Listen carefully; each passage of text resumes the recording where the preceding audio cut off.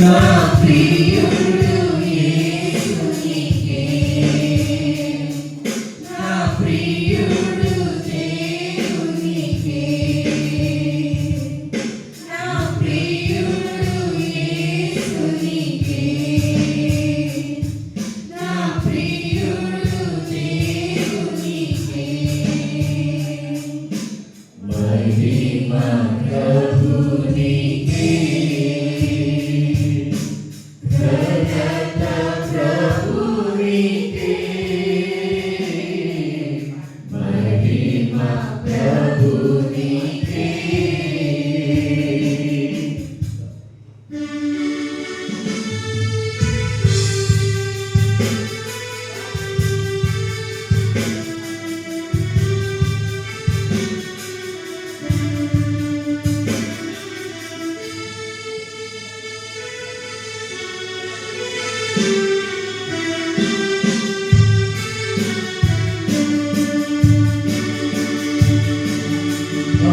అమూల్యమైన నీ రక్తముతో విడుదలనిచ్చితివి,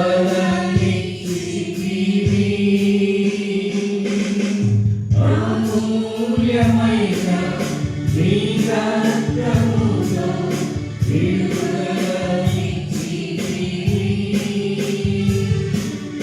రాజులవలె రాజులవలె నీవై పిలిచితివి,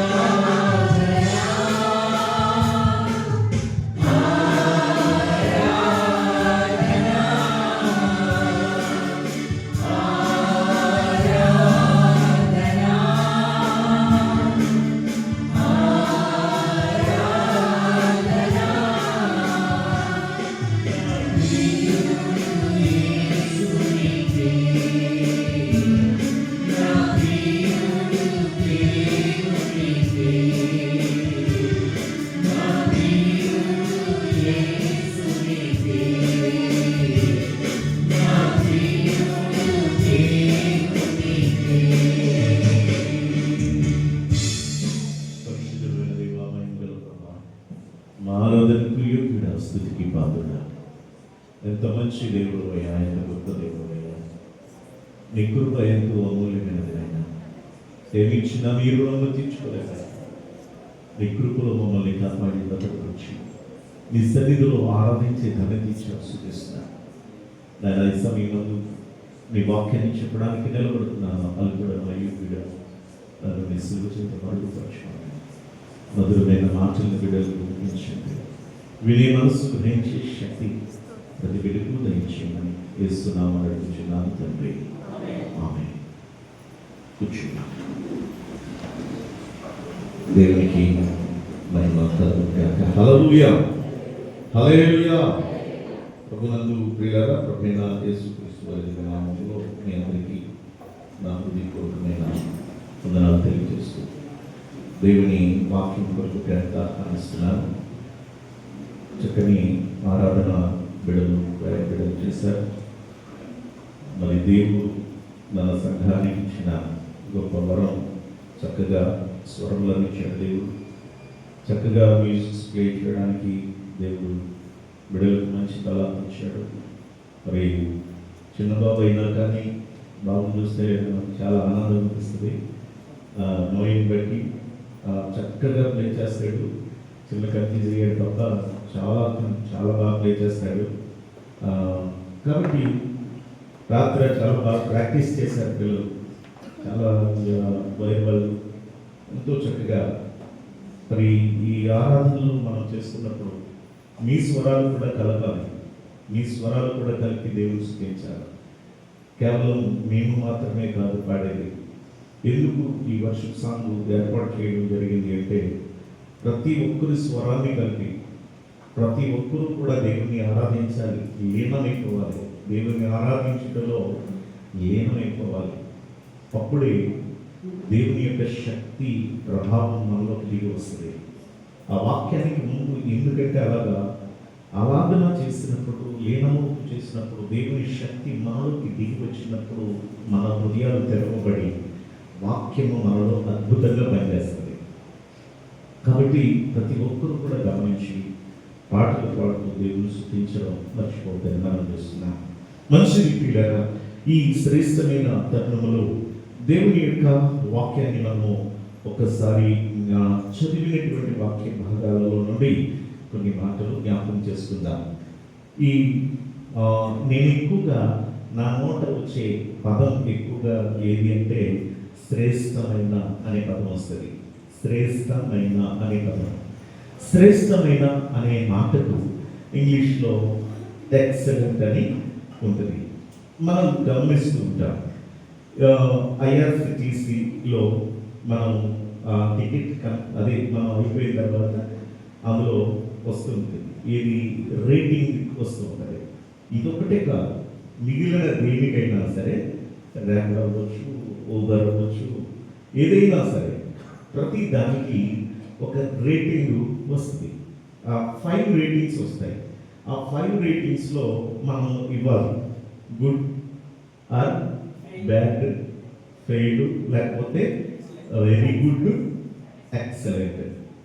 ఎక్సలెంట్ అనేది ఒక ఇంకా అద్భుతమైనటువంటి పదం. అంటే స్టేజ్ లాస్ట్కి వెళ్ళేసరికి ఇక ఎక్సలెంట్ ఆ మాటకి ఏంటంటే వీరు చేసిన పని చాలా అద్భుతంగా ఉంది, చాలా బాగుంది అని చెప్పే దానికి గుర్తు ఏంటంటే ఎక్సలెంట్. చాలా బాగా మాట్లాడావు, చాలా బాగా పనిచేస్తావు, చాలా బాగా అని మనం చెప్తా ఉంటాం. ఇది నాకు చాలా ఉపయోగపడింది అని చెప్పే పదానికి ఎక్సలెంట్ అని ఇస్తూ ఉంటాం. పిల్లగా మనము ఈ యొక్క వాక్య భాగంలో గమనిస్తే శ్రేష్టమైన అనే పదము చాలా సందర్భాలలో బైబిల్లో రాయబడింది. శ్రేష్టమైన, ఈ శ్రేష్టమైన అంటే మనకి విలువ కలిగినటువంటిది, లేక అమూల్యమైనటువంటిది, లేక వెల కలిగినటువంటిది అనే ఈ పదాల కంటే చాలా ముఖ్యమైనది. మనకి బంగారం అందరికీ తెలుసు, కానీ బంగారంలో కూడా క్యారెట్స్ ఉన్నాయి కదా, 24 క్యారెట్, 22 క్యారెట్, 18 క్యారెట్స్ ఇలాగ దిగిపోతూ ఉంటాయి. కానీ ఇందులో శ్రేష్టమైనది ఏంటి? బైబిల్లో ఉంది శ్రేష్టమైనటువంటి బంగారము ఉన్నటువంటిది ఎక్కడ? మనము ఆది కాండంలో మనం చూస్తాం. ఏదేను వనముల నుండి బయలుదేరినటువంటి పాయలు 4. ఆ పాయలు ప్రవహించే ప్రదేశాల గురించి చెప్తూ అక్కడ బంగారము దొరుకుతుంది, శ్రేష్టమైన బంగారము దొరుకుతుంది అనే మాట మనం చూస్తాం. అంటే ఒక బంగారమే కాదు, ప్రతి వస్తువు కూడా మనకి శ్రేష్టమైనది అని మనము దాన్ని జ్ఞాపకం చేసుకుంటాం. మీరు షాపింగ్కి వెళ్ళినా లేకపోతే మీరు ఏదైనా వస్తువు కొనుక్కున్నా ఏం చేసినా కూడా ముందు మన ఆలోచన ఏంటంటే ఏది బాగుంటుంది, ఏది బాగుంటుంది, ఏది విలువైనది, ఏది గొప్పది, ఏది అందమైనది అని ఎంచుకుంటూ ఉంటాం. అలాగే బైబిల్లో చాలా సందర్భాల్లో చూస్తే శ్రేష్టమైనటువంటి సంగతులు అని వ్రాయబడింది, శ్రేష్టమైనటువంటి కీర్తన అని వ్రాయబడింది కీర్తన గ్రంథంలో. అలాగే శ్రేష్టమైనటువంటి పేరు అని వ్రాయబడింది. అలాగే శ్రేష్టమైనటువంటి బుద్ధి అని వ్రాయబడింది. శ్రేష్టమైనటువంటిది మరి అనేకమైనటువంటి విషయాలు మనం చెప్పుకుంటూ పోతే చాలా విషయాలు మనకి బైబిల్లో ఉన్నాయి. ఈ రోజున చదివిన వాక్య భాగంలో మొదటి అంశం ఏంటంటే పిల్లల మొదటిది సమూయేలు మొదటి గ్రంథము, సమూయేలు మొదటి గ్రంథము 12వ అధ్యాయము మనం 23వ వచనం నుండి ధ్యానం చేసుకుందాం. ఇంకో విషయాన్ని మీకు అప్పుడప్పుడు మిమ్మల్ని సవరిస్తూ ఉంటారు. అంటే ఇప్పుడు సమూయేలు మొదటి గ్రంథం అని నేను అన్నాను కదా, సాధారణంగా ఏమని పిలుస్తారు? మొదటి సమూయేలు, రెండో సమూయేలు. అంటే సమూయేలు ఇద్దరు ఉన్నారా, ఒకరే ఉన్నారా? ఒకరే కదా. కానీ ఆ ప్రొనౌన్సియేషన్లో అది పిలిచేటప్పుడు మొదటి సమూయేలు, రెండో సమూయేలు అనకూడదు. ఏమనాలి? సమూయేలు మొదటి గ్రంథము, సమూయేలు రెండవ గ్రంథం. అలాగే పౌలు రాసిన తెస్సలోనికీయులకు రాసిన మొదటి పత్రిక, రెండో పత్రిక, పౌలు గారు రాసిన తిమోతికి రాసిన మొదటి పత్రిక, రెండో పత్రిక. తిమోతి ఒకటే కనిపిస్తాడు, అది పౌలు ఒకటే కనిపిస్తాడు, కానీ పత్రికలు అలాగనమాట. కాబట్టి అప్పుడప్పుడు కొన్ని వీటిని మీకు వివరిస్తాను. సరే, ఈరోజు సమూయేలు మొదటి గ్రంథము 12వ అధ్యాయము 23వ వచనం నుండి మనం ధ్యానిస్తున్నప్పుడు శ్రేష్టమైనటువంటిది ఒకటి చెప్తున్నాడు. చదవండి. నా మట్టుకు నేను మీ నిమిత్తము ప్రార్థన చేయటం అవునటి వలన యెహోవాకు విరోధముగా పాపము చేసిన వాడనగును, అది నాకు దూరమగును గాక. కానీ శ్రేష్టమైన చక్కని మార్గమును మీకు బోధించును చాలండి. ఇక్కడ మొదటిగా మనం చూసుకునే మొదటి మాట ఏంటంటే, ఇక్కడ సమూయేలు ప్రవక్త ఇక్కడ ఇశ్రాయేలు ప్రజలకు చెప్పే మాట ఏంటి అంటే, చూడండి, నేను మీ కొరకు ప్రార్థన చేస్తాను. నేను ప్రార్థన చేయడం కనుక నేను మానేస్తే నేను మీ విషయంలో దేవునికి విరోధముగా పాపము చేసిన వాడను అవుతాను అని చెప్పాడు. అంటే ప్రార్థన చేయకపోతే, మీకోసం విశ్వాసుల కోసం పాస్టర్ గారు ప్రార్థన చేయకపోతే దేవుని దృష్టిలో పాస్టర్ గారు పాపము చేసిన వారితో సమానం అని మీకు అర్థమయ్యేలా చెప్తున్నాను. అలాగే ఈ యొక్క సమూయేలు ప్రవక్త ఈ మాటను చెబుతూ, కానీ ఏంటంట, శ్రేష్టమైన చక్కని మార్గము మీకు బోధించును. అంటే మార్గములలో కూడా ఎలాంటి మార్గాలు ఉన్నాయంటే శ్రేష్టమైనటువంటి మార్గం. అక్కడ శ్రేష్టమైనటువంటి మార్గము అన్నప్పుడు ఇంకొకటి శ్రేష్టమైనది కాదు అని దాని అర్థం. అంటే ఇంకా ఎన్నో మార్గాలు మనకు ఉన్నాయి, కానీ దేవుని బిడ్డలారా ఇక్కడ శ్రేష్టమైనటువంటి మార్గము, విలువైన మార్గము, అమూల్యమైనటువంటి మార్గము అనేది మనము చూస్తున్నాం. యేసుక్రీస్తు ప్రభువారు కూడా ఆయన మత్తయి సువార్తలో ఆయన ప్రసంగిస్తూ చెప్తాడు, ఆయన ఇరుకైన ద్వారములో ప్రవేశించండి, విశాలమైనటువంటి మార్గములో ద్వారములోనికి మీరు ప్రవేశించొద్దు అని అంటాడు. అంటే ఇరుకైనటువంటి మార్గం ఇది శ్రేష్టమైన మార్గం, విశాలమైనటువంటి మార్గం. అది ఏ విధంగా ఉంటుంది, ఈ ఇరుకైన మార్గం ఎలా ఉంటుంది అని యేసు ప్రభువు చెప్తున్నారు అంటే, ఇరుకైనటువంటి మార్గము అది సంకుచితముగా ఉంటుంది, అది సంకుచితముగా ఉంటుంది, ఇబ్బందికరంగా ఉంటుంది, అది కష్టంగా ఉంటుంది. కానీ అందులోనే ప్రయాణం చేయాలి ఇరుకైన మార్గంలో. అప్పుడు ఆ ఇరుకైన మార్గంలో ప్రవేశించేవాడు ఎక్కడికి వెళ్తాడు అంటే, అతడు జీవ మార్గంలోకి పోతున్నాడు, జీవమునకు వెళ్తున్నాడు. ఎక్కడ ప్రయాణించేవాడు జీవానికి వెళ్తున్నాడట? ఇరుకు మార్గములో, ఇరుకు ద్వారములో ప్రవేశించేవాడు జీవానికి పోతున్నాడు. అలాగే విశాలమైనటువంటి మార్గంలో ప్రయాణించేవాడు, విశాల ద్వారంలో ప్రవేశించేవాడు, వాడు ఎలా వెళ్తున్నాడు, ఎక్కడికి వెళ్తున్నాడు అంటే అతడు నాశనానికి వెళ్తున్నాడు. అది యేసు ప్రభువు చెప్పిన మాట. ఇరుకైన మార్గమేమో, ఇరుకైన ద్వారమేమో జీవము, విశాలమైనటువంటి మార్గమేమో నాశనము అంటాడు. అంటే ఇది ఈ మార్గము క్రీస్తు మార్గము, ఇది జీవ మార్గం. యేసయ్య మార్గము ఇది మనకి జీవ మార్గం. లోకములో జీవించే వాళ్ళందరూ కూడా క్రీస్తు కాకుండా, యేసు ప్రభువుని నమ్మకుండా, యేసు ప్రభువుని విశ్వసించకుండా ఇష్టానుసారంగా జీవించే వారందరి యొక్క మార్గము ఎటు మార్గంలో ప్రయాణిస్తున్నారు అంటే, వారు విశాలమైన మార్గంలో ప్రయాణం చేస్తున్నారు. కానీ ప్రియుల క్రీస్తులో జీవించేవారు మాత్రం, క్రీస్తు కావాలనుకునేవారు మాత్రం, నిత్య జీవితం కావాలనుకునేవారు మాత్రం యేసయ్య మార్గములో జీవిస్తున్నారు. అంటే ఈ మార్గం ఎలాంటిది? యేసయ్య మార్గం ఎలాంటిది అంటే ఇరుకైన మార్గం. ఇరుకైన మార్గము అని అంటే దాని అర్థం ఏంటి అంటే, ఇది కొంచెము కఠినత్వము కలిగినది. ఇది ఈ మార్గములో జీవించాలంటే కొంచెం కష్టంగా ఉంటుంది.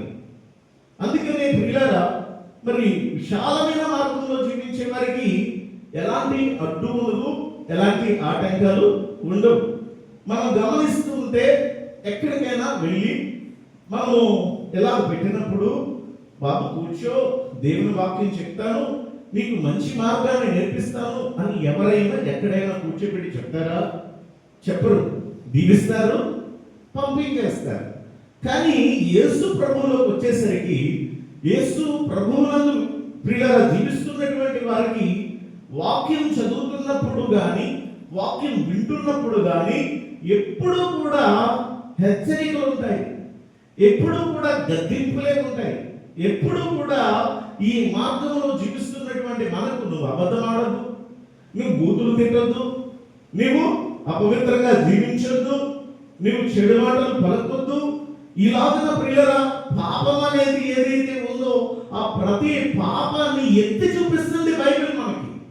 నువ్వు ఇది చేయొద్దు, నువ్వు ఎలా ఉంటే నాశనానికి వెళ్ళిపోతావు అని బైబిల్ మనకి హెచ్చరిస్తూ ఉండగా, బుద్ధి చెబుతూ ఉండగా, ఈ వాక్యాన్ని వింటున్నప్పుడు, మాటలు వింటున్నప్పుడు, చదువుతున్నప్పుడు, హెచ్చరిక పొందుతున్నప్పుడు కొంతమంది ప్రియులారా నిలబడుతున్నారు, కొంతమంది ఏమైపోతున్నారు, కొంతమంది అమ్మో మేము ఉండలేము, అక్కడికి వెళ్తే బూతులు తిట్టడానికి లేదట, అక్కడికి వెళ్తే తప్పు చేయడానికి లేదట, మేము ఉండలేము అని విడిచి వెళ్ళిపోతున్నారు. ప్రియులారా యేసుక్రీస్తు ప్రభువుని వెంబడించినటువంటి మొదట ఎంతమంది శిష్యులుగా పేరెన్నికగలరు? ఎంతమంది చెప్పాను మరి, ఆల్రెడీ ఒకసారి గుర్తు చేశాను నేను. మొదట 3,000 మంది శిష్యులుగా పిలువబడ్డారు. ఆ శిష్యులుగా పిలువబడిన వారు, యేసుని వెంబడించిన వారు 3,000 మంది. తర్వాత ఎంతమందికి మిగిలిపోయారు చెప్పాలి? సంఖ్యను కూడా చెప్పాను, మర్చిపోయారు మీరు. ఎంత? 70 మంది. ఎంతమందికి వచ్చారండి? 70 మంది. తర్వాత ఎంతమంది మిగిలారు? 12 మంది మిగిలారు. చివరికి 12 మంది అయినా స్థిరంగా ఉన్నారా? అమ్మా ఒక్కసారి అర్థమవుతుందా? 12 మంది అయినా స్థిరంగా ఉన్నారా? ఒకడు తప్పిపోయాడు. స్టాండర్డ్ గా చివరి వరకు ఉన్నది ఎంతమంది? 11 మంది మాత్రమే ఉన్నారు. మరి మిగిలిన వారు ఏమైపోయారు? మిగిలిన 300 మంది కదా, ఏమైపోయారు వీళ్ళంతా? ఎక్కడికి వెళ్ళిపోయారు వీళ్ళంతా? కఠినమైన మార్గము, యేసు మార్గములో జీవిస్తూ యేసుని వెంబడించాలని వచ్చి యేసుతో వెంబడిస్తున్నటువంటి వీళ్ళందరికీ అంట యేసయ్య మాట్లాడుతున్న ప్రతి మాట కూడా వాళ్ళకి కఠినంగా ఉందంట. ఎలా ఉందమ్మా చెప్పండి? కఠినంగా ఉందట. దేని గురించి మాట్లాడారు యేసు ప్రభువు? వాళ్ళకి అంత బాధ అయిపోవడానికి, అంత కఠినంగా ఉండడానికి. ఆయన ఆధ్యాత్మికమైన విషయాలు మాట్లాడుతుంటే ఆ మాటలు వారికి గుచ్చినట్టు, పొడిచినట్టు అనిపించి వాళ్ళు ఇది కఠినంగా ఉంది, ఇక్కడ మేము ఉండలేము. 6వ అధ్యాయం యోహాను సువార్తలో చదివితే మీకు అర్థమవుతుంది, చదవద్దు కానీ 6వ అధ్యాయం యోహాను సువార్తలో పరలోకం నుండి దిగి వచ్చిన జీవాహారాన్ని నేనే అని యేసు ప్రభువు చెప్పారు. నా శరీరాన్ని తినండి, నా రక్తం త్రాగండి, ఇది కఠినమైన మాట అంటారు వాళ్ళు. యేసయ్య చెప్పే ప్రతి మాట పిల్లరా వారు తట్టుకోవాలి, నిలబడగలగాలి అని అంటే చివరికి నిలబడింది 11 మంది మాత్రమే నిలబడ్డారు. మిగిలిన వాళ్ళందరూ కూడా వెళ్ళిపోయారు. అంటే ఈ రోజున మనము ఈ కఠినమైన మార్గముగా, ఈ మార్గము మనకి ఎలాంటి మార్గం చెప్పండి? ఇది ఇరుకైన మార్గమే, ఇది మనకి కఠినమైన మార్గమే, కానీ ఇది మనకి ఎలాంటి మార్గం? శ్రేష్టమైన మార్గం. ఎందుకు శ్రేష్టమైన మార్గం ఇది మనకి? ఇది ఎక్కడికి తీసుకెళ్తుంది? మార్గం మనల్ని జీవానికి తీసుకుని వెళ్తుంది, పరలోకానికి మనల్ని తీసుకుని వెళ్ళే ఈ మార్గంలో మనం నిలబడగలగాలి, మనం తట్టుకోగలగాలి. శ్రమలు వస్తాయి, తట్టుకోవాలి. నిందలు వస్తాయి, తట్టుకోవాలి.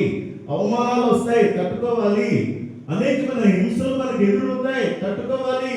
నువ్వు నేరం చేయలేదు, నువ్వు ఎలాంటి నీవు ఏ విధమైనటువంటి కీడు చేయలేదు, అయినా కూడా నీకు ఏదో ఒక శోధన ఎదురైతుంది, అయినా కూడా నిలబడగలగాలి, తట్టుకోగలగాలి. అందుకే ప్రకటన గ్రంథములో చెప్తాడు ప్రియులారా, మరి అంతము వరకు సహించిన వాడే దేవుడిచ్చే జీవ కిరీటాన్ని పొందుకుంటాడట.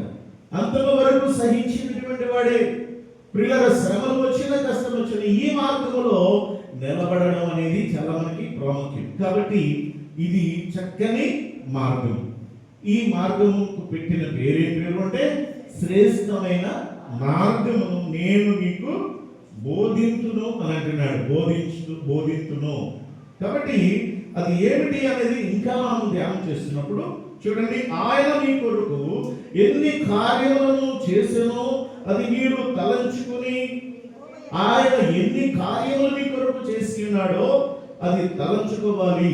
విశ్వాసులుగా మనమందరం కూడా దేవుని ఎడల కృతజ్ఞత కలిగిన వారమై ఉండాలంటే ఆయన చేసిన ప్రతి కార్యములను తలంచుకోవడం అనేది శ్రేష్టమైన మార్గంలో ఒక భాగం.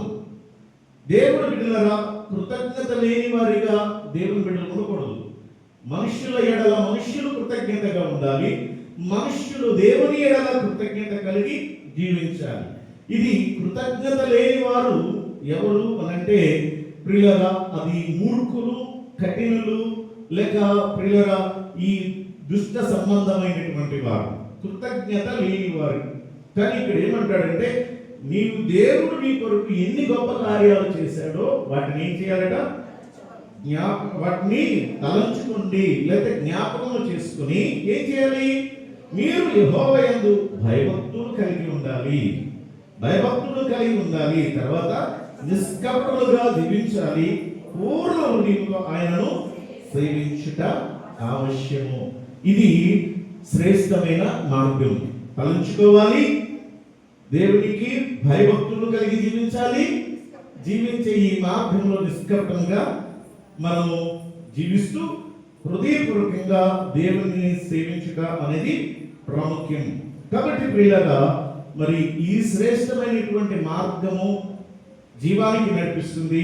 ఇది కఠినమైన మార్గము. ఆ మాటలు, దేవుని మాటలు ప్రతి వారము లేక చదివినప్పుడల్లా మనల్ని గద్దిస్తుంది, హెచ్చరిస్తుంది. బుద్ధి చెప్తున్నప్పుడు మనం తట్టుకోలేకపోతున్నాను అని వదిలేకుండా ఎస్, నన్ను సరిచేయడానికి దేవుడు నాతో మాట్లాడుతున్నాడని మనం గుర్తించి ఆ మాటలు స్వీకరించి సరి చేసుకోవాల్సిన బాధ్యత మనకి ఉంది. ఏది శ్రేష్టమైనది? దేవుని యొక్క మార్గము శ్రేష్టమైనది, ఆయన ఆజ్ఞలు శ్రేష్టమైనవి, ఆయన శాసనములు కట్టడలు అన్నీ శ్రేష్టమైనవి.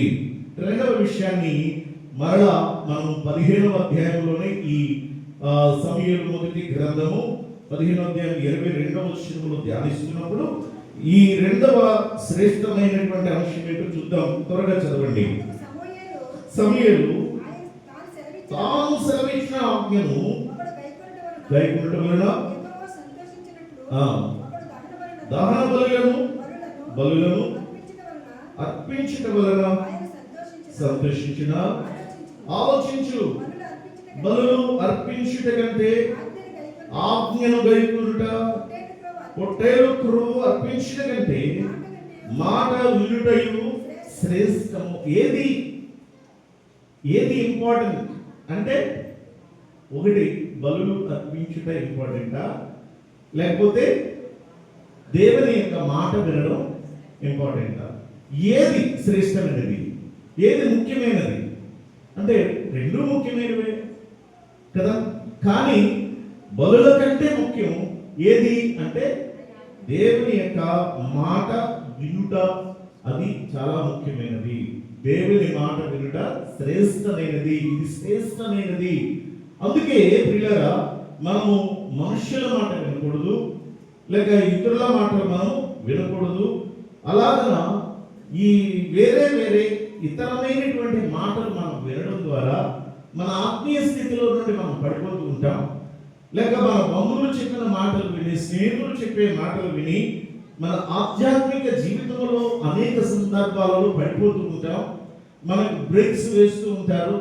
అవన్నీ కూడా మనం దాటుకుంటూ మనం చేయాల్సినటువంటిది ఏంటంటే దేవుని మాట వినడం అనేది శ్రేష్టం. అంటే మాట ఒక చెవితో విని ఒక చెవితో విడిచిపెట్టడం కాదు. ఆయన మాట విని శ్రద్ధగా ఆయన మాట విని ఆయన వాక్యానుసారముగా జీవించట. మాట విను అని అంటే అర్థం ఏంటంటే వినేసి విడిచిపెట్టేమని కాదు, విని దానిని అనుసరించుటయే ఆయన మన నుండి కోరుకుంటున్నాడు. కానీ మనం ఎన్ని కానుకలు ఇచ్చినా మొదట అవన్నీ కాదు దేవునికి ఇష్టమైనది. కానుకలు కాదు దేవునికి ఇష్టమైనది ముఖ్యంగా, లేకపోతే మనం ఇచ్చినటువంటి అర్పణలు ముఖ్యం కాదు. కానీ అవి ఇవ్వాలి, ఇవ్వకుండా మనం సరిపెట్టుకోవడం కాదు. కానీ ముఖ్యంగా చేయాల్సిన మొదటి పని ఏంటంటే దేవుని యొక్క మాట వినుట శ్రేష్టమైనది. అందుకే యేసయ్య చెప్పారు కదా, నీవు అర్పణను అర్పించినప్పుడు నీ సహోదరునితో ఏదైనాను అక్కడ జ్ఞాపకం చేసుకోమన్నాడు.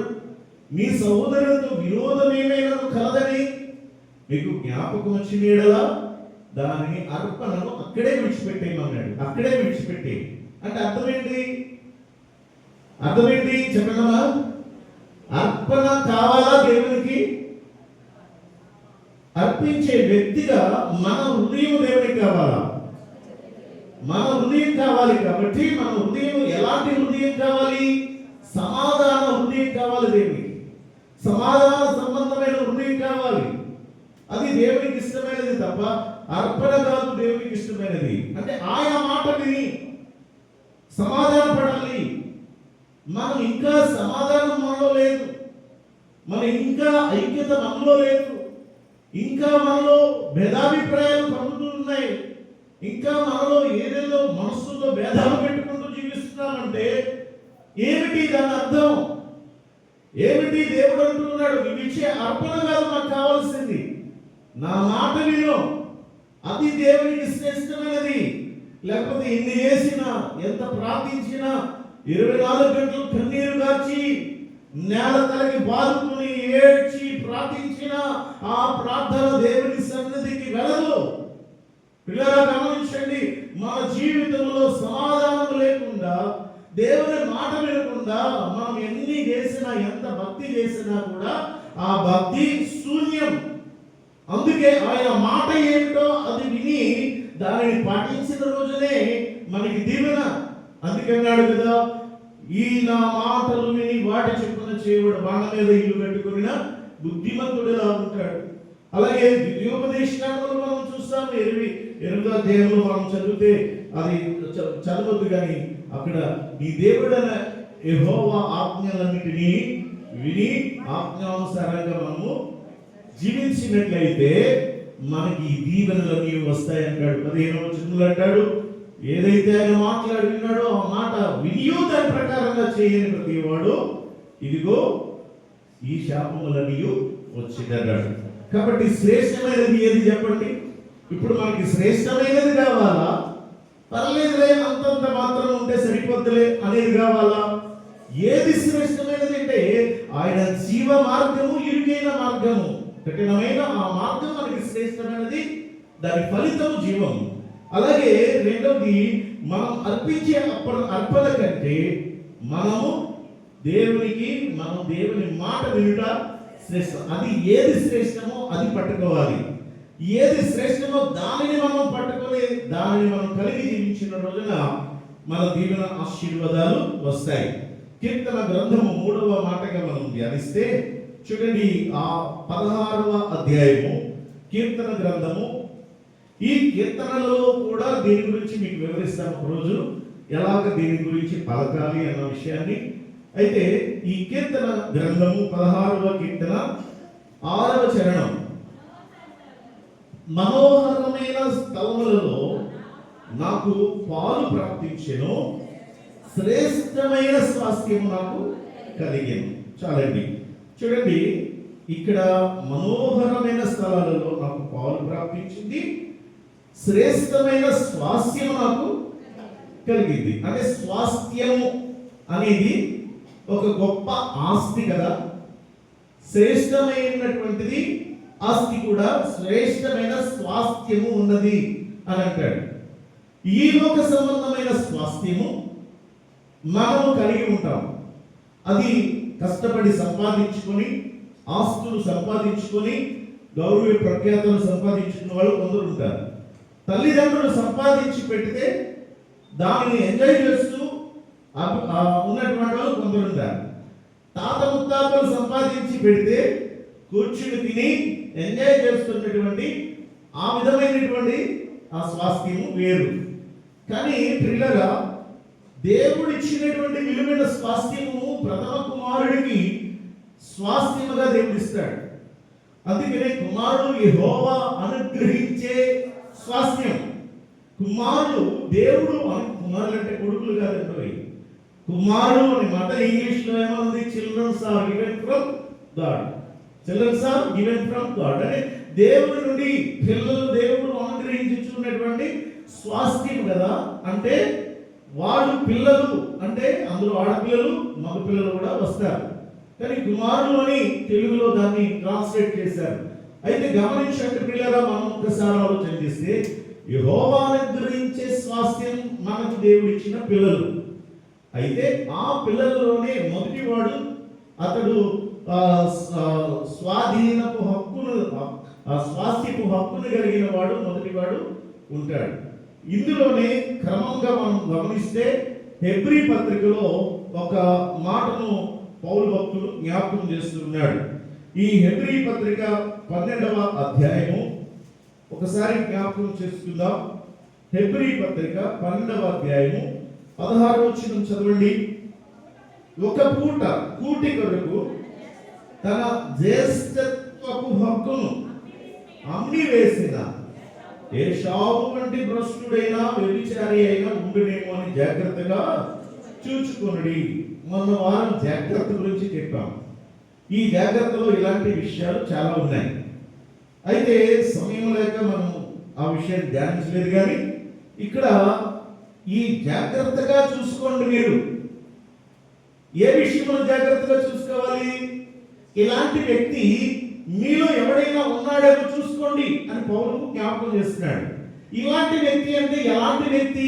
ఏ విషయంలో? ఆ వ్యక్తి వేరే పేరట ఏశావు. ఏశావు అనే వ్యక్తి ఇస్సాకునకు మొదటి కుమారుడు. ఈ ఏశావు చేసిన పనేంటి? అతను మొదటి కుమారుడు కనుక జ్యేష్ఠుడిగా ఉన్నటువంటి జ్యేష్ఠత్వపు హక్కు కలిగిన వాడిగా ఉంటే ఆ వ్యక్తి ఏం చేశాడట చూడండి. అతడు తన ఒక్క పూట కూటి కొరకు దానిని జ్యేష్ఠత్వపు హక్కును అమ్మివేశాడట. అంటే ఆ విలువ తెలియదు అతనికి. ఏం తెలియదు అని అర్థం?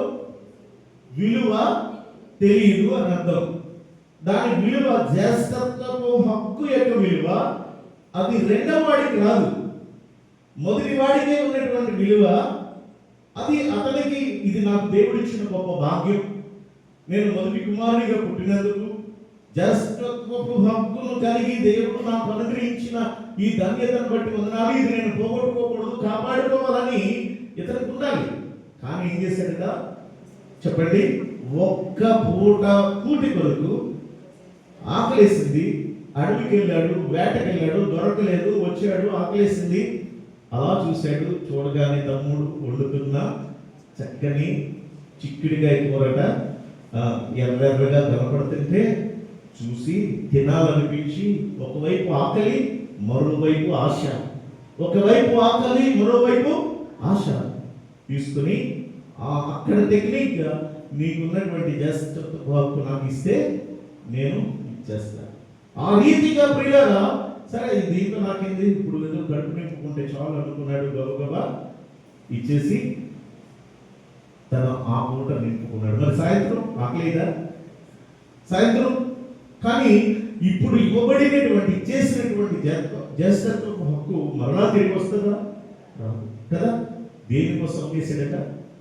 ఆ వ్యక్తిని దేనితో పోలుస్తున్నాడు పౌలు భక్తుడు? అలాంటి వ్యక్తిని దేనితో పోలుస్తున్నాడు? అతడు భ్రష్టుడు, తర్వాత వ్యభిచారి. భ్రష్టుడు, వ్యభిచారి. ఎవరు? యేషవు. ఎందుకు? జ్యేష్ఠత్వపు హక్కు ఒక్క పూట కూటి కొరకు ఆమె వేశాడు. ఈ రోజున అలాంటి పరిస్థితి మనకు వస్తే, మనకు దేవుడిచ్చిన శ్రేష్టమైనటువంటి విలువైనటువంటి రక్షణను పోగొట్టుకోకూడదు. మనకు ఒకవేళ ఏదైనా మీకు, అంటే ముందుకు ఎందుకు చెప్తున్నానంటే, ఒకవేళ మీరు యేసు ప్రభు బిడ్డలైతే మీకు రేషన్ తీసేస్తాం అన్నారు అనుకోండి, ఏం చేస్తారు? నిలబడతారా లేదా? అప్పుడు లేదండి ఆయన, లేదండి అప్పుడు ఏదో వెళ్ళేవాళ్ళు కానీ లేదండి మాసం అంటారా? ఏమండి మీకున్నటువంటి బెనిఫిట్స్ అన్ని పోతాయి అని అన్నారు అనుకోండి, ఒకవేళ అప్పుడు ఏం చేస్తారు? మీరు నిలబడతారా? యేషవులాగా మనకి ఇచ్చిన విలువైన రక్షణ మనము కూటి కొరకు కానీ, బట్ట కొరకు కానీ, మనం బ్రతుకు దేవుడి కోసం కానీ అమ్ముకోకుండా నిలబడగలిగిన క్రైస్తవులుగా ఉండాలి. ఎందుకంటే మనకి ఇహ సంబంధమైన జ్యేష్ఠత్వము కంటే పర సంబంధమైన స్వాస్థ్యాన్ని దేవుడు మనకి అనుగ్రహిస్తున్నాడు. అది శ్రేష్టమైనది. ఏది శ్రేష్టమైనది? పరమందు మన కొరకు దేవుడు సిద్ధపరిచిన ఆ స్వాస్థ్యము మనకున్నది, అది శ్రేష్టమైనది. అందుకే ప్రియులారా, ఇహ సంబంధమైనటువంటిది దేనినైనా కోల్పోవడానికి ఇష్టపడతారు దేవుని బిడ్డలు. నిజముగా దేవుని యందు విశ్వాసం కలిగిన వారు, నాకు ఇది పోతిపోయింది, నాకు దేవుడు ఆయన శ్రేష్టమైనది. ఇదే మాట ఇక్కడ దావీదు మహారాజు వర్ణిస్తున్నాడు. మనోహరమైన స్థలం అది, అక్కడ నాకు పాలు ప్రాప్తించింది. ఏంటంటే శ్రేష్టమైన స్వాస్థ్యం నాకు దక్కింది అక్కడ. కాబట్టి ఈ రోజున దేవుడు మనకి ఇచ్చినటువంటి విలువైనటువంటి జీవితం, విలువైన రక్షణ, విలువైనటువంటి ఈ శాంతిని, విలువైన సమాధానాన్ని, విలువైనటువంటి దానిని ప్రియులారా మనం పోగొట్టుకోకూడదు. ఇది శ్రేష్టమైనటువంటి స్వాస్థ్యము, అలాగే శ్రేష్టమైనటువంటి మార్గము. యేసుక్రీస్తులో ప్రియులారా మనము శ్రేష్టమైనటువంటిది దేవుని యొక్క మాట వింటూ దేవుల్లో జీవించాలి. అలాగే మరొక విషయాన్ని జ్ఞాపకం చేసుకున్నట్లయితే, యేసు ప్రభువారు తనను వెంబడిస్తున్న వారికి చెప్పే మాట ఏంటంటే, మీకు ఏది శ్రేష్టమో తెలుసా? మీరు ఏ విధంగా శ్రేష్టమైనదో తెలుసా? మీరే శ్రేష్ఠులు అంటాడు. ఎవరు శ్రేష్ఠులు? మనమే శ్రేష్ఠులు అంట. ఎవరికంటే శ్రేష్ఠులను? వాళ్ళు వెంబడిస్తున్న వారిని చూసి యేసు ప్రభు చెప్తున్నారు ఏంటంటే, మీరు పిచ్చుకల కంటే బహు శ్రేష్ఠులు కారా? చూడండి ఆ మాట ఒకసారి మరలా చదువుకుందాం. మత్తయి సువార్త 6వ అధ్యాయము. ప్రియ తల్లి, నీవేమి ఎవరు మనుషులు చూపినా, ఒకవేళ ఎవరైనా నిన్ను తప్పుగా నేను ఒకవేళ చూసినా కూడా, ఒకవేళ పేదరికమైన పరిస్థితుల్లో మనం జీవిస్తున్నా కూడా మనం భయపడాల్సిన అవసరము లేదు. చాలా మందికి చింత ఏంటంటే ఏమి తినాలా, ఏమి తాగాలా, ఏమి ధరించుకోవాలా, బట్టలు లేవని, ఆహారం లేదని, లేకపోతే సంపాదన లేదని అనేక విధాలుగా బాధపడుతున్నటువంటి వారిని చూస్తూ ప్రభువు చెప్పిన మాట చూడండి. 26 వచనం 6వ అధ్యాయం. ఆకాశ పక్షులను చూడండి, అవి విత్తవు, కోయవు, కొట్టలో కూర్చుకొనవు, అయినను నీ పరలోకపు తండ్రి వాటిని పోషించుచున్నాడు. మీరు వాటికంటే బహు అమ్మా వినండి, మీరు వాటికంటే బహు శ్రేష్ఠులు. విశ్వాసులారా, మనం ఎవరమండి? అమ్మా ఎవరు? మనం శ్రేష్ఠులము. మనము చాలా గొప్పవారము, మనము చాలా విలువైన వారము, మనము చాలా దేవుని దృష్టిలో దేవుని యొక్క విలువైన రక్తములో కడగబడిన మనమంతా చాలా విలువైన వాళ్ళం కనుక మనము దేనికి భయపడాల్సిన అవసరము లేదు. అదే ప్రభు అంటాడు, మీరు ఆకాశ పక్షులు వెతుకుపోయి వాటినే దేవుడు పోషిస్తున్నాడు, మీరు వాటికంటే బహు శ్రేష్ఠుడు కాదా? అంటే దేని గురించి చింతపడద్దు, ఏం తినాలని చింతపడద్దు, ఏం త్రాగాలని చింతపడద్దు, దేని గురించి చింతపడకూడదు. కానీ ఏం చేయాలంటే మనం ఆయన నీతిని, ఆయన రాజ్యాన్ని మొదట వెతికితే దేవుడు మనకి ఏం కావాలో సమస్తాన్ని దేవుడు మనకి సమకూరుస్తాడు. కాబట్టి శ్రేష్టమైనది ఏది అంటే మాట వినుట. శ్రేష్టమైనది ఏదంటే ఆయన చక్కని ఇరుకైన మార్గం. శ్రేష్టమైనది దేవుడు మనకిచ్చే పరలోక రాజ్యంలో స్వాస్థ్యము. అలాగే మనమే దేవునికి శ్రేష్టమైన విలువైన బిడ్డలము. మనం తక్కువగా చూసుకోవద్దు ఎవరును, మనం విలువైన బిడ్డలము. అలాగే దేవుడే మన శ్రేష్ఠుడు, ఆయనే మన శ్రేష్ఠుడు, ఆయన మనకి చాలా శ్రేష్ఠుడు. ఆయన లాంటి దేవుడు ఎవరైనా ఉన్నారా లోకంలో? ఎవరైనా ఉన్నారా? అందుకని పరమగీతాల గ్రంథంలో రాస్తాడు, వర్ణిస్తూ 10,000 మందిలో పోల్చదగిన వాడు అంటాడు. ఎలా? ఎంతమందిలోనండి? మీరు పోల్చగలరా? 1000 మందిలో మనకి తెలిసిన వాళ్ళు ఎవరైనా 1000 మంది కూర్చుంటే అందులో మనం పోల్చగలమా? కానీ ప్రియులారా, 10,000 మందిలో కూడా ఆయన పోల్చగలము అనే మాటకి అర్థం ఏంటంటే అక్కడ వారి క్రియల గురించి, వారి క్యారెక్టర్ గురించి చెప్తాడు దేవుడు. ఆ యొక్క సొలొమోను మహాజ్ఞాని వాళ్ళ క్యారెక్టర్స్ గురించి, దేవుని క్యారెక్టర్ గురించి జ్ఞాపకం చేస్తాడు. అంటే పోల్చదగడం అంటే ఏంటంటే వారికి ఉన్నటువంటి క్రియలు చూడండి. 10,000 మంది ఉండొచ్చు, 3 కోట్ల మంది ఉండొచ్చు, లేకపోతే 10 కోట్ల మంది ఉండొచ్చు. కానీ ఒకే ఒక్కడు, నా దేవుడు, నా రక్షకుడు, మన విలువైన దేవుడైన ఆయన పోల్చదగిన వాడు. ఎలా అంటే పరిశుద్ధుడు, ఆయన నీతిమంతుడు, ఆయన యథార్థవంతుడు, ఆయన చాలా ఆయన ఎంత అంటే ఆయన శాంతం, దీర్ఘ శాంతం కలిగిన అలాంటి వాడు ఎక్కడున్నాడండి? ఎంతో మంది ఆయన గురించి వర్ణిస్తూ ఉంటారు. చాలా మంది గురించి మనం వినొచ్చు ప్రియులారా. యేసయ్య ప్రేమ కలిగిన మాటలు కానీ, యేసయ్యలో ఉన్న గుణ లక్షణాల గురించి కానీ చాలా విషయాలు మనం వినొచ్చు ప్రియులారా. ఈ దేవుడు లేడు అని చెప్పి వాదించేటటువంటి ఒక వ్యక్తి చాలా దారుణంగా ప్రపంచమంతా కూడా బాబు గోగినేని అనేవాడు ఉన్నాడు. అతి భయంకరుడు. అంటే ఎలాంటి వాడినైనా మార్చేస్తాడు. అలాంటి వాడు కూడా యేసుక్రీస్తు ప్రభువారి గురించి అంటే డైరెక్ట్గా చెప్తే ఏమంటారో అని, ఆ మార్గము బాగుంటది, శాంతి మార్గము, నెమ్మది కలిగిన మార్గము, అందులో చెప్పే బోధలు శాంతి కలిగినవి, నెమ్మది కలిగినవి అని అతడు వాదిస్తున్నాడు అందరితో. అంటే చూడండి, ఒక వ్యక్తి ఎంత చక్కగా ఒక మరి ఇంత చుట్టూ ఉంటుంది కదా, అతను ఏమంటారు, పుట్టపర్తి సాయం, ఆయన కూడా వివరిస్తాడు యేసు ప్రభువారి యొక్క చక్కని మార్గాల గురించి. అంటే ఆయన ఎంత మంచివాడో ప్రియులారా, ఆ మంచి, ఆ ప్రేమ, ఆ త్యాగము అదంతా కూడా వర్ణనలో, ఆయన క్రియలో కనిపిస్తూ ఉంది. అందుకే నా దేవుడు, నా ప్రియుడు 10,000 మందిలో పోల్చదే. ఇప్పుడు ఆయన మనకి కావాలా? లోకంలో ఏదైనా కావాలా? ఒక్కసారి ఆలోచన చేయండి ప్రియులారా. ఆయనను మనం విడవకూడదు, యేసయ్యను మర్చిపోకూడదు. ఆయనే మన దేవుడు, ఆయనే మన తండ్రి. ఒక రాజుగారి దగ్గర 4 పని చేస్తున్నారు. ఆయన ఏం చేశాడంటే ఆ నలుగురిని పిలిచాడు.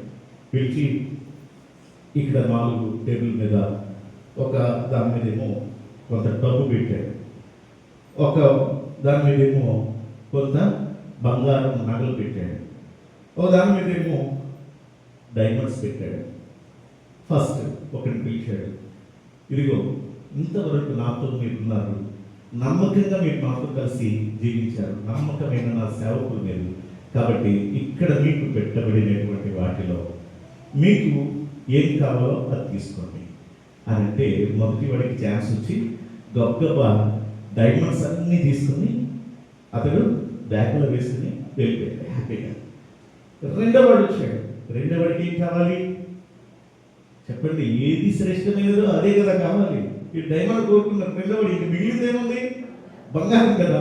ఆడు బంగారం అంతా తీసుకుని పోగేసుకుని సంచి వేసుకుని వెళ్ళిపోయాడు.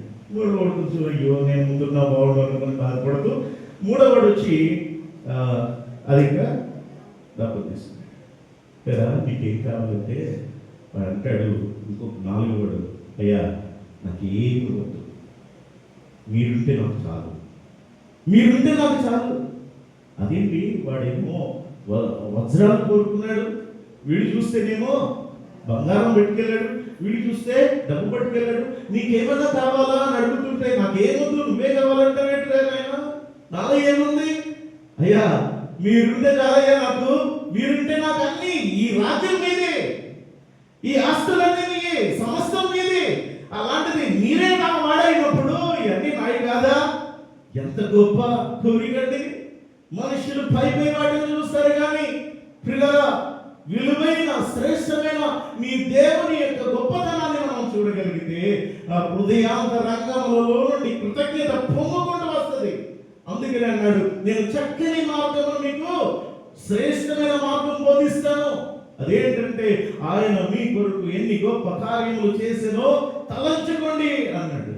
అప్పుడు కృతజ్ఞత వస్తుంది, అప్పుడు దేవుని యొక్క భయం వస్తుంది, అప్పుడు దేవునితో కృతజ్ఞతాపూర్వకంగా హృదయపూర్వకంగా మనం దేవుని ఆరాధన చేయగలము. అందుకే ఈ రోజున వినినటువంటి మాటలు మనము జ్ఞాపకం చేసుకుందాం. శ్రేష్టమైనటువంటి మాట మనం విందాం, దేవుని మాట. మరి ఎవరి మాట మనం వినొద్దు. కేవలం మన దేవుని మాట మాత్రమే వింటే మనం బ్రతుకుతాం, మనం బాగుపడతాం, మన జీవితాలు బాగుంటాయి. అదే రీతిగా ప్రియులారా, ఆయన మరి చక్కని మార్గంలోనే మనం ఇది కఠినంగా ఉన్నా, నిన్ను ఇబ్బంది పెట్టినా, నిన్ను గాయపెట్టినా, ఎలాంటి కష్టపెట్టినా విడిచిపోకుండా క్రీస్తులోని జీవిస్తూ ఉంటాం.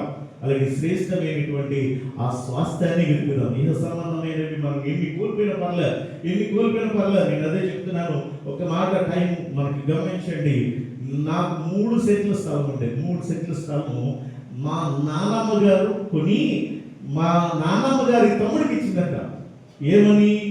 మా నాన్నగారు 10th చదువుతుంటే, బాబా రే నా కొడుక్కి నీ మేనల్లుడికి ఈ డాక్యుమెంట్స్ తీసుకొని వాడి పేరు మీద రిజిస్ట్రేషన్ చేయాలని బంగారపు పట్టిలు ఉంటే అది కూడా మా నాన్నగారు తన తమ్ముడికి ఇచ్చేసింది. తమ్ముడికి ఇచ్చేసి రిజిస్ట్రేషన్ చేయరా అని అంటే ఆయన డాక్యుమెంట్లు పెట్టుకెళ్ళి బీరువాలో పెట్టుకున్నాడు, బంగారం పట్టుకెళ్ళి బీరువాలో పెట్టుకున్నాడు. ఆయన చచ్చిపోయాడు, మా నాన్నమ్మ చచ్చిపోయాడు.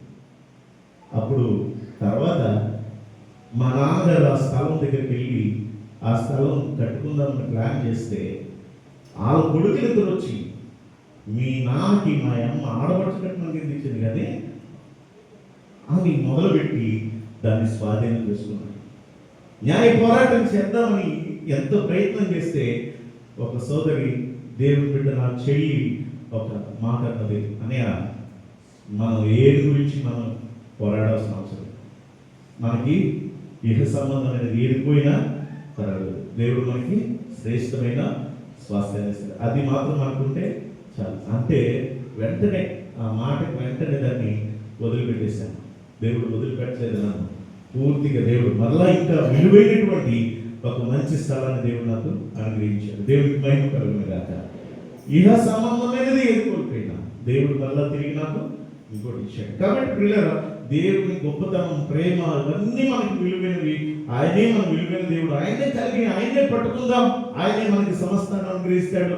ఆయన మనకి శాంతిని, నెమ్మది, సమాధానాన్ని, సమస్తాన్ని అనుగ్రహిస్తాడు. అటు గొప్ప దేవుని మనం ఏనాడు కూడా విడిచిపెట్టకుండా దేవునితో మనం జీవించుదాం. తల్లి వచ్చి కళ్ళు మూసుకునండి, ప్రార్థనలో ఏకీభవించండి. పిల్లరా, ఈ లోకంలో ఏది విలువైనది, ఏది ఘనమైనది, ఏది గొప్పది, ఏది ఖ్యాతి కలిగినది మనం ఒక్కసారి ఆలోచన చేద్దాం. నువ్వు షాప్కి వెళ్తే ఏది మంచిదో ఎంచుకుంటాం కదా, ఏది విలువైనదో ఎంచుకుంటాం కదా. ఈ రోజున ఆధ్యాత్మికంగా విలువైనది ఏంటి అంటే దేవుని మాట వినడం. అది విలువైనది, శ్రేష్టమైనది. ఏది విలువైనది, శ్రేష్టమైనదంటే ఆయన చక్కని శ్రేష్టమైన మార్గం, ఇరుకైన మార్గం. దేవునిలారా, మరి ఆ మార్గంలో జీవించుదామా? శ్రేష్టమైన స్వాస్థ్యం కోసం, అలాగే శ్రేష్టమైనటువంటి నీవే ఒక శ్రేష్టమైన దాన్ని గుర్తించి శ్రేష్టమైన దేవుని కలిగి ఉన్నామని విశ్వాసంతో జీవించుదాం. తల్లి నుంచి పరిశుద్ధుడైన దేవాలయంగా ప్రభా నీకు వందనాలు స్తుతులు. ఈ యొక్క మధ్యాహ్న కాల సమయంలో నాయన తండ్రి మేము వస్తున్నాం. నీ వాక్యం ద్వారా మమ్మల్ని నాయన తండ్రి బలపరుస్తున్నందుకు వందనాలు. శ్రేష్టమైన చక్కని మార్గాన్ని నాయన మాకు బోధిస్తున్నావు నాయన. కానీ మేము నిర్లక్ష్యం పడుతున్నాం నాయన.